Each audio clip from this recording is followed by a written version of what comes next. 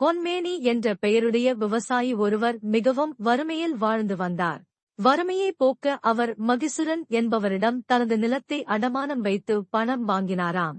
ஆனால் நிலத்தை அவரால் திருப்பவே முடியவில்லை. கடனை உடனே அடைக்குமாறு மகிசுரன் வற்புறுத்தியதாக தெரிகிறது. கடனை திருப்பி செலுத்தாத பொன்மேனி மீது மகிசுரனுக்கு கோபம் வந்தது. அந்த ஊரில் இருந்து பூங்காவனத்திற்கு சென்று அன்று இரவுக்குள் நிலத்தை உழுது விதைத்து நீர் பாய்ச்சுமாறு மகிசுரன் கட்டளையிட்டான்.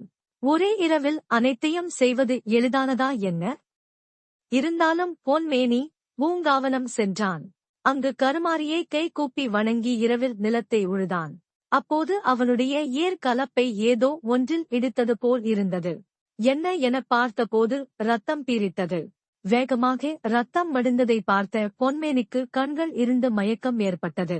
அப்போது ஒரு அசரீரி அவன் காதில் சொன்னது, பயப்படாதே, கொஞ்ச நேரத்துக்கு முன்பு வயதானவராக வந்தது சிவபெருமான், மூதாட்டியாக வந்தது பராசக்தி, நீ தண்ணீர் கொண்டு வந்ததும் சிவன் சென்று விட்டார். நான் உன் நிலத்தில் மண்புற்றாக மாறினேன். அப்போது நீ கலப்பையால் உழுதபோது ரத்தம் வழிந்தது. வலியால் நானும் அப்படியே படுத்துவிட்டேன். நீ செய்தது தவறு இல்லை. என்னை இடித்து காயப்படுத்தியதன் மூலம் நீ என்னை உலகிற்கு காட்டிவிட்டாய். பொன்மேனி கண் விழித்ததும் அசரீரி குரல் பார்வதி தேவியினுடையது என தெரிந்து மகிழ்ச்சி அடைந்தான். இந்த செய்தி காட்டுத்தீயாக பரவியது.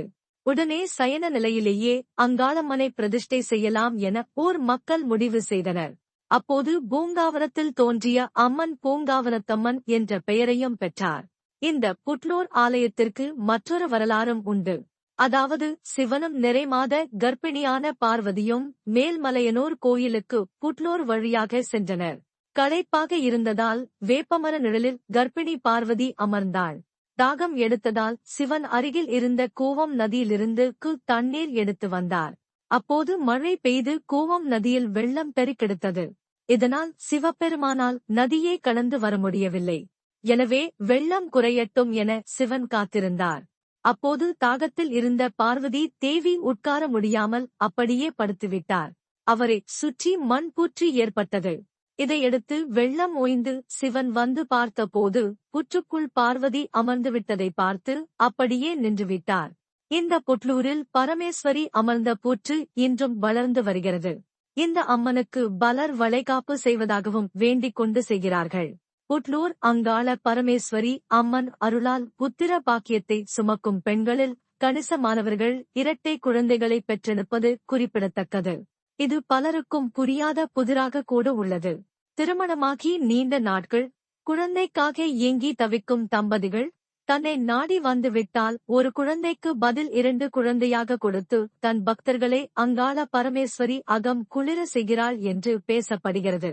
சென்னையிலிருந்து திருவள்ளூர் செல்லும் வழியில் புட்லூர் அங்காளம்மன் கோயில் உள்ளது. கனியை பிடிக்கணும். அந்த கனியை முட்டி போட்ட நிலையிலேயே சேலை முந்தானையே விரித்து பிடித்து கீழே நழுவி விடாதபடி பிடித்துக் கொள்ள வேண்டும். அந்த எலுமிச்சம் கனியுடன் பூசாரி சிறிது வேப்ப இலையையும் தருவார். அதையும் பெற்றுக்கொண்டு வெளியில் வர வேண்டும். மகா மண்டபத்தில் அமர்ந்து எலுமிச்சம் கனியையும் வேப்ப இலையையும் சேர்த்து சாப்பிட வேண்டும். இப்படி 9 வாரம் சாப்பிட்டு வர நிச்சயம் குழந்தை பாக்கியம் கிடைக்கும். ஆனால் சில விதிமுறைகளை கவனத்தில் கொள்ள வேண்டும். முதல் வாரம் எந்த கிழமையில் சென்று வழிபாடு செய்கிறீர்களோ அதே கிழமைகளில் வழிபாடு செய்ய வேண்டும். முதல் வாரம் மட்டும் குழந்தை பாக்கியம் வேண்டுபவர் தன் சேலை முந்தானையை சற்று கிழித்து எடுத்து நாகாத்தம்மன் புற்று கோவிலில் உள்ள வேப்ப மரத்தில் தொட்டிலில் கட்டி தொங்க விட வேண்டும். இந்த தொட்டில் வழிபாட்டை முதல் வாரம் மட்டும் செய்தால் போதுமானது. 9 வாரங்கள் இப்படி கனி சாப்பிட்ட தம்பதிகளில் 80% பேர் குழந்தை பாக்கியம் பெற்று மீண்டும் மீண்டும் புட்லூர் அங்காள பரமேஸ்வரியை தேடி நாடி வந்து வணங்கி விட்டு செல்கிறார்கள். கனியை பிடிக்கணும். அந்த கனியை முட்டி போட்ட நிலையிலேயே சேலை முந்தானையே விரித்து பிடித்து கீழே நழுவி விடாதபடி பிடித்துக் கொள்ள வேண்டும். அந்த எலுமிச்சம் கனியுடன் பூசாரி சிறிது வேப்ப இலையையும் தருவார். அதையும் பெற்றுக்கொண்டு வெளியில் வர வேண்டும். மகா மண்டபத்தில் அமர்ந்து எலுமிச்சம் கனியையும் வேப்ப இலையையும் சேர்த்து சாப்பிட வேண்டும். இப்படி 9 வாரம் சாப்பிட்டு வர நிச்சயம் குழந்தை பாக்கியம் கிடைக்கும். ஆனால் சில விதிமுறைகளை கவனத்தில் கொள்ள வேண்டும். முதல் வாரம் எந்த கிழமையில் சென்று வழிபாடு செய்கிறீர்களோ அதே கிழமைகளில் வழிபாடு செய்ய வேண்டும்.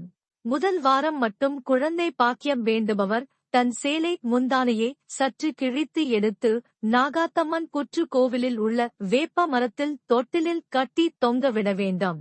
இந்த தொட்டில் வழிபாட்டை முதல் வாரம் மட்டும் செய்தால் போதுமானது. 9 வாரங்கள் இப்படி கனி சாப்பிட்ட தம்பதிகளில் 80% பேர் குழந்தை பாக்கியம் பெற்று மீண்டும் மீண்டும் புட்லூர் அங்காள பரமேஸ்வரியை தேடி நாடி வந்து வணங்கி விட்டு செல்கிறார்கள்.